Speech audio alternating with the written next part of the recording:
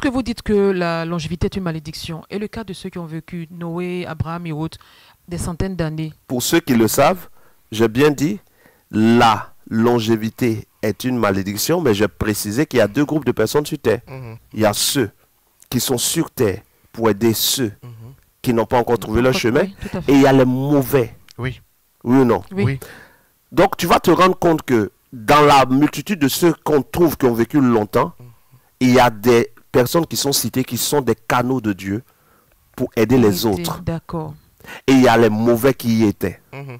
Quand vous allez prendre par exemple Adam, vous allez voir qu'Adam va vivre 930 ans. Je pense plus de 900 ans. Mais pendant qu'Adam vit plus de 900 ans, il a déjà loupé la première épreuve qui était l'épreuve du choix.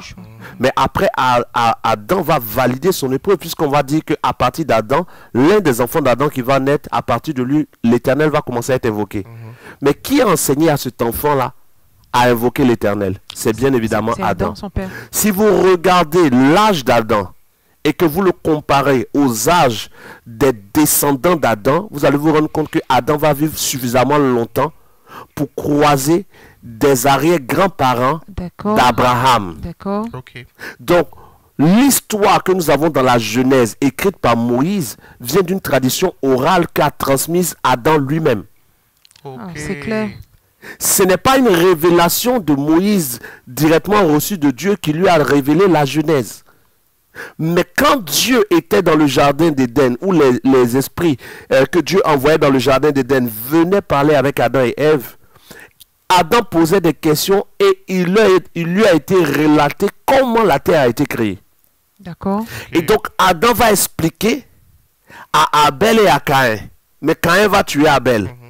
Mais Adam, qui veut que sa descendance adore le Dieu qu'il a créé, va l'expliquer ensuite à ses descendants Seth et tous ceux qui vont venir ensuite. Et eux, ils vont commencer à invoquer l'Éternel, le Dieu d'Adam.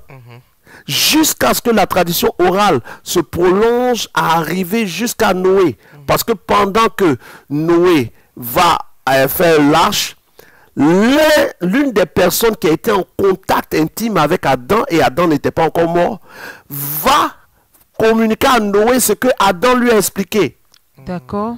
Et Noé, quand il va sortir de là, va communiquer à Sem, Cham et Japheth, qui vont communiquer à leurs descendants jusqu'à Abraham, qui va communiquer à Isaac, qui va communiquer à Jacob, et qui va communiquer à Moïse, jusqu'à ce que Moïse vienne dire. Au commencement, Dieu dit que la lumière soit. Dieu créa les cieux et la terre. Moïse ne donne pas une révélation brute. Moïse donne une tradition orale depuis Adam. Donc certains ont vécu suffisamment longtemps parce que Dieu voulait que ce ne soit pas une histoire de « j'ai dormi, j'ai vu comment Dieu a créé le ciel et la terre ». Non, que ce soit transmis depuis le premier homme jusqu'aux autres hommes.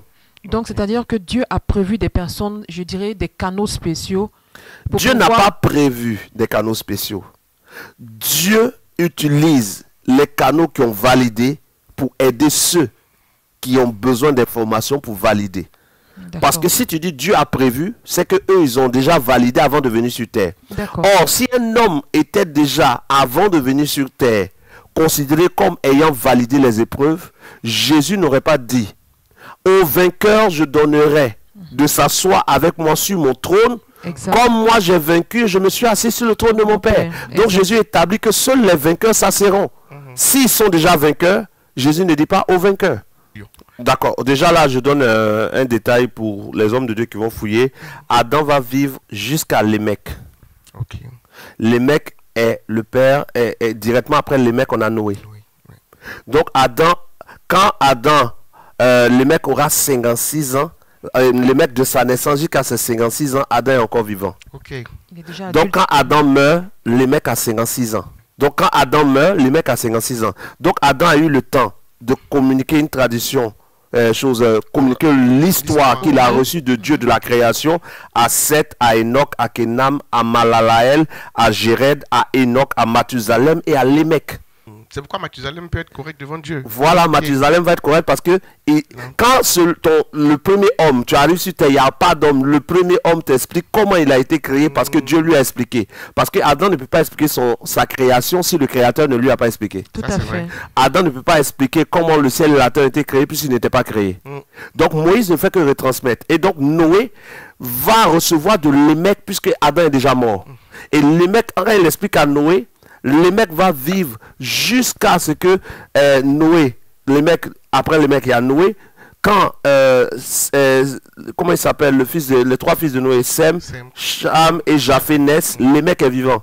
Donc l'émec explique à Noé son fils et à tous ceux qui sont après Noé Ok. que voici l'histoire de notre existence. Donc quand le déluge vient et que tous les hommes sont balayés, on a maintenant seulement Noé et ses trois fils. De Sem vont sortir le père de Abraham. Oui.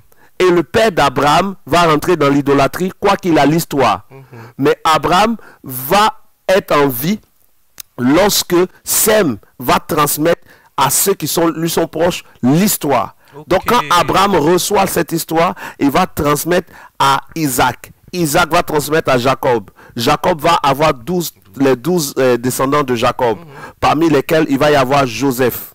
C'est ça, non? C'est ça. Et Joseph, après lui, va être esclave en Égypte jusqu'à ce qu'il soit le premier ministre. Et finalement, on va rentrer dans la période où Moïse va naître, mais l'histoire se répand de génération en génération. Donc, la longévité est bonne pour ceux qui sont là pour aider les autres, mais pour ceux qui ont déjà validé, partir est un avantage. Voilà pourquoi l'apôtre Paul dit « Christ est ma vie, la mort m'est un gain ». Donc, mourir est un avantage ou un désavantage?